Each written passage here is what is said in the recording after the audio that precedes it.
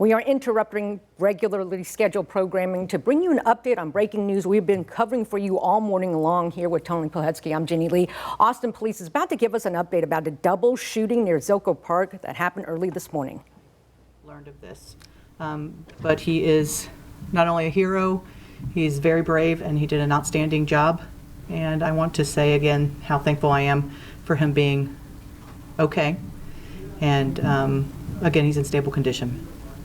So I want to talk about how this all occurred, the initial contact. Our officer, along with a few others, was doing a park curfew in Zilker Park. They came upon a car that was stolen, reported stolen. The officer at that point called for a tow to come to the park, and the other officers left the scene to go to other parts of the park to see if there were any other curfew violators in the park. At this time, the tow company arrived, and the officer was assisting with that, doing his paperwork, and saw two individuals start to exit from the lining of the trees. He saw them, gave them commands to come toward him. As he's giving those commands, the female was in front of the male. The male was behind, I would say, looking from the video, about 5 to 6 feet maybe. At that point, the officer, the male seems to be hiding something in his hands. The officer gives commands. Show me your hands, let me see your hands. At that point, the male suspect brought up his gun, fired, and struck the female in the back of the head. At that point, he continued to fire, striking our officer. At that point, our officer was able to pull his weapon and return fire. The officer, at that point, we did not know whether the suspect had been struck by the officer's bullets as he ran into some brush, and we could not see from his body-worn camera. One of the officers that was working the detail came back and actually drove him to the hospital in his own car, while the other officer stayed with the female and called for EMS to come. Officers got to the hospital, and he was seen and rushed into surgery right away. And again, he's in stable condition. I think it's important to know too, at that point, immediately after that, we didn't have a suspect in custody. SWAT arrived, 5 canine officers arrived with their dogs. Air 1 was up. There was a huge hunt on for this suspect within that wood. And you think about the area and how large that area is. They did a fantastic job. At that point, a 911 suspicious call person came out from AISD Sergeant, basically seeing a suspicious person. Again, AISD, this is a school that's very close. They had a huge police presence at the school. One of the sergeants there, at that point, I think all the kids were brought into the school had started, and they saw a suspicious person. He called it out, went to approach him, and he took off running. At that point, our officers came, started chasing the suspect. He then ran into the Barton Hills community and ran into a house. At that point, he was shot by the owner of that home. He is in stable condition. I believe he was shot in the arm and in the leg. And I know when you talk about putting these systems in place, we originally, when SWAT arrived, we put a shelter in place, and that was put out on the warncentraltexas.org. And that shelter in place was in effect, I believe, for about 50 minutes. And then it was changed from shelter in place to avoid the area. Now listen, I have serious concerns about why that happened myself. And I know there's questions about that, and I will get to the bottom of why that happened and ensure that there's processes in place to ensure that it does not happen again. So that never should have been changed. But I can tell you this, the homeowner who is here, I saw him on my way up the elevator, and he stopped me and he said, I want to tell you that shelter in place saved my life. It saved our family. Because of that, I prepared. And so I think it's important that when you look at what this is capable of doing, it does save lives. But again, why was it changed to avoid the area? And that's for cars. A shelter in place is there is something going, something active, and it gives people that mindset of let me prepare for this. But avoid the area is simply heavy police presence, don't drive in this area. And so I am absolutely going to get to the bottom of why that occurred, and again, ensure that we have processes in place so it does not happen again. And again, I encourage our community to sign up for warncentraltexas.org. I think it has proven how effective that is, and I want everyone in this city to stay safe and sign up for that. I think that just proves how effective that is. I think I'll take a couple questions at this time. What's the status of the female? The female was shot. I believe she is still, I don't think we're going to have a positive outcome for her. It is not looking great for her, but she has not been pronounced at this time. When it comes to those alerts, they come here from the department. Where are they sent from, and how does that work? And talk a little bit about that mixed messaging too, because you have an alert that says clear the area, but we're still tweeting out that there's a shelter in place. Just talk a little bit. Yeah, I will talk about it, and I think it's important to note too, this is preliminary information. In 72 hours by Friday, we'll have another press conference here and a briefing, and I will have more information on that. What I do know is that it was changed. I want to get to the bottom of why it was changed, how it was changed, how it happened, and again, those processes in place to ensure that it does not happen again. So I am just as curious as you. Chief Davis or maybe Chief Sneed, could either of you speak about the confusion, I guess, for parents? Because I understand that maybe like parents who were confused about that Sure. notification being changed. Did you want to come? Having their kids who are going to school. Good morning. Wayne Sneed, Chief of Police with Austin ISD Police Department. Listen, these situations are very dynamic, right? They're constantly changing, they're constantly moving. Information is constantly changing, information is constantly moving, and so what we try to do is ensure that the decisions that we're making when it comes to our standard response protocols, that's our secures, our lockdowns, holes, things along those lines, that we're using the most informed decision that we can to keep our community, our campus community, our staff, and our students safe.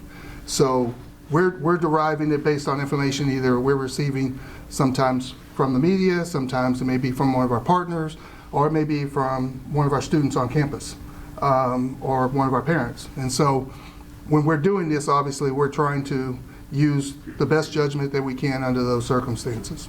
And then Chief Sneed, I just the actions by that sergeant on that campus possibly kept kids safe from the suspect entering the school. What can you say about his actions and how he performed? I go along with obviously him being able to recognize that I've got someone who matches the description and putting that information out, broadcasting it with our, as I say, our partners. We work very closely on a daily basis. Our schools do not live in silos. They're in communities, right? And so things happen in and around our communities. And so with our partnerships and the strong partnerships that we've had, he was able to get on the radio, communicate that information to the Austin Police Department, our dispatch and officers. They were able to get there promptly, which probably saved other people's lives. Can you tell us a little bit about the suspect? Do we know who he is, what his background is, that sort of thing? That is something, Meredith, that we'll have on Friday for you. At this point, we still have families to notify. We have other things to do here in the investigation.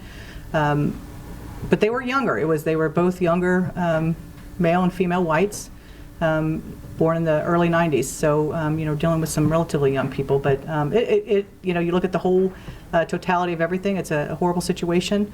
Again, I'm grateful that our officer's okay, and that we have a homeowner who defended himself and defended his home, and that there's nothing more to say there. Last question. Can you tell us anything about the officer? How long has he been with the department? We'll have that on Friday, but I believe he's been around 5 years. But just a fantastic job, and you'll see on Friday when we show the video, his body-worn camera, again, just very calmly coming on, talking about that he had been hit. And again, these are actions of a hero who did a fantastic job and just doing his work. I'm sorry? Where? He- Where was he hit? I think we'll talk about that on Friday as well. Thank you. Thank you.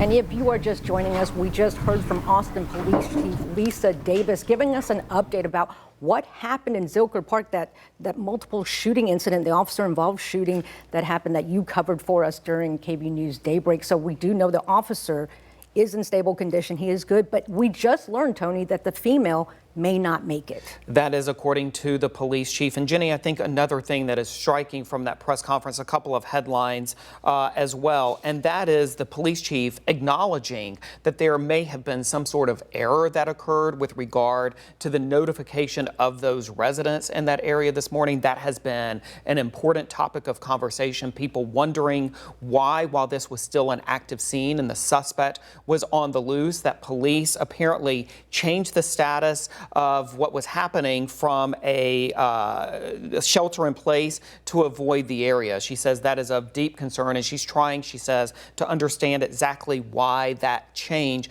occurred. But at the same time, she pointed out that the homeowner, it's important to again note that a homeowner who is living in this area opened fire on that gunman as he entered his home this morning, that homeowner credits that initial message, that shelter-in-place message that he received this morning for notifying him so that he could prepare for a possible intruder, which ultimately happened in his own home. In fact, Chief Davis said the homeowner said that shelter-in-place alert saved his life. And so that's why she wants to get to the bottom of how this mistake happened. Should never change that alert from shelter in place to avoid the area, because they're very two different conditions there.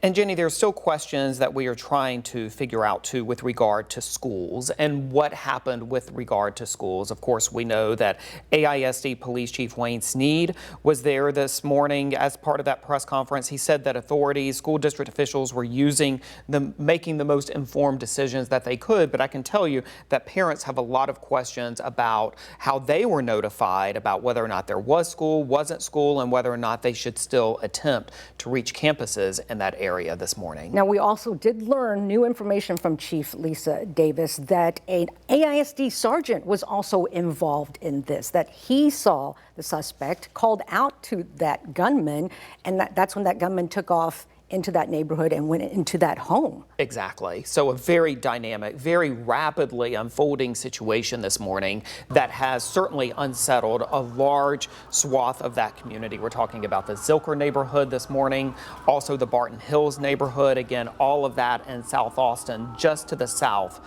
of Zilker Park. And other schools nearby. Austin High is nearby. So lots of questions from parents and probably staff about what was going on, how it happened. But we do know, Tony, that Chief Davis said another update is coming in 72 hours on Friday, where we'll see body cam worn video showing the officer who first saw the man and the woman from that stolen vehicle and how he reacted, and how after being shot was able to retrieve his weapon and shoot that suspect. Right, exactly. After what has been described to me, at least, as a hail of gunfire, a rapid exchange of gunfire, again, occurring this morning. So again, Jenny, just a very dynamic situation, a very rapidly unfolding situation, and frankly, a very dangerous one. No, absolutely. This morning. Absolutely. And also, the officer is okay after surgery. The woman who the gunman shot in the back of her head may not make it at this point. That's according to Chief Lisa Davis. Okay, so we will have much more coming up on KVUE's Midday in about 30 minutes. Stay with us. We're now returning to regularly scheduled programming.